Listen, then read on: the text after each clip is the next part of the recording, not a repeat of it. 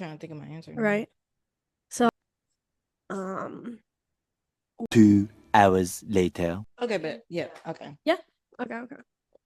Hey, you guys, welcome back to Angel Talk with the Angelics. I am Charity. We have Sayla and Luna behind the camera. They're waving at y'all. Hello. It's Sayla's over there. I know I'm waving at y'all too. Y'all just can't see. Right. Picture her in your head.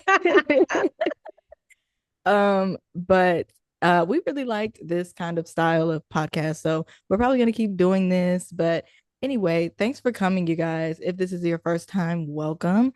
We are a podcast where we talk about all things as being professional dancers, entrepreneurs, a woman, just how to live life and just tips that we've learned. So we're glad that y'all are here. And yeah, Sayla has some questions for me. So let's get in the hot started.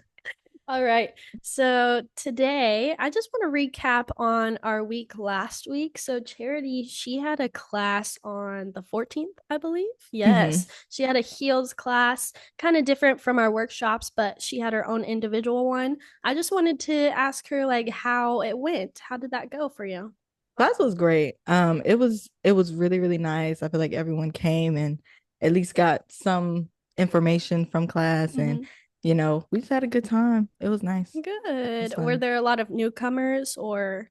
Yes. It was a lot of new people, new to me, like that I haven't met, but also new dancers to begin with. Like I had a couple people who had never like danced in heels before, so I thought that was pretty cool. Yeah, that's nice. I feel like that's what is really making us stand out too, because we're having a lot of beginners come to our classes, which we love. Like we love that y'all feel comfortable to come to our workshops and everything like that. So that leads me to my next question. What would you kind of tell people that it's their first time in class about class etiquette? Because I know they're probably going into there being like, what do I do? How do I dress? Like, what is respectful and what's kind of disrespectful in the dance industry? So, do you have like a couple just to tell them a little insights on how to give class etiquette? I have a couple things that come to mind. Probably one of the first ones would be it can be intimidating to walk into a class when you've never been to one before, especially now. I feel like with social media being such a big thing, everyone feels so much pressure to get like content and a good video, which is important. Like social media is marketing, but class is a place to learn and get something from it, not just get a video so you can post it. So that would be my main thing. Like, don't focus, like y'all don't have to focus so much on having your phone and getting videos, because that's not, pay $20, $25, $30 just to get a video. Like, right. That's a lot of money, Exactly. So you actually want to make sure that you're absorbing information, and then a video or content is just like a bonus. Yes. Yeah, I feel like it's a big thing that people focus on now. That's probably the biggest one, honestly. Yeah. I feel like that kind of disrupts your mental too. Like if you're having fun in class and you're like, oh my gosh, that was a great class. And then you see later on, like, oh, I didn't look my best. Like that will definitely put you down. And you'll think of that whole experience as really bad. So I just always want to tell people to like change their mentality on that, and it's how you feel inside rather than the result of how you look in a certain video, because you put in that effort to find that combo, and then don't feel so like bad that you didn't get the results that you wanted. You're getting there by showing up to class every single time. So that was really good information. I wanted to ask you, the first time you stepped into a dance class, did you realize any like class etiquette or were surprised about certain things? I know that's way back. Yeah, We've been like, dancing for a little bit. Or any class in general. I will say something that I learned in college from my dance instructor at Grambling State University, Miss Maroney. Shout out, Miss Maroney. I love you. Shout out. Much love. Much love. One thing I learned from her is like having your hands on your hips when someone's teaching you. to a, as dancers, this is kind of how we rest. Like we're catching our breath, we put our hands on our hips. But from a teacher's perspective, it can look like you have like attitude. Because that's Mm, typically like a body language where it's like, oh, I don't want to be here. right. And so she would always tell us like, do not put your hands on your hips. If you need something to do with your hands, put them behind your back. Because it Mm, shows like respect, right. and it doesn't, or don't be like, don't cross your arms either. Because Mm-hmm. that's like you're closing off yourself. Just put your hands behind your back, or don't even put them in your pocket. Just put them behind your back, Right. or keep them by your side. Yes, It's exactly. just like a body language thing that it just comes off like you're more open when you're not closing yourself off like this. I love that. And I never thought that was a big deal, but I take it with me everywhere I go. Like Yes. every dance class, practice, rehearsal. Yeah. You probably won't see me with my hands in my head Because because I in don't. yeah, in classes you can't really like talk or anything, so they're just Mm-hmm. going based off of your facial expressions, and you're probably tired after classes, so you have a plain face. Now they're just looking at your body being like, "Okay, how do they feel right now?" I feel Exactly. like we learned some of that in DCR&B too. I feel Mm-hmm. like mine was the hands on the knees. I would be like leaning Oh, over, uh-huh. like with my hands on my knees, just like the chest is down. And they're like, Mm-hmm. no, always stand up. If you need to breathe a little bit more, hands behind the head.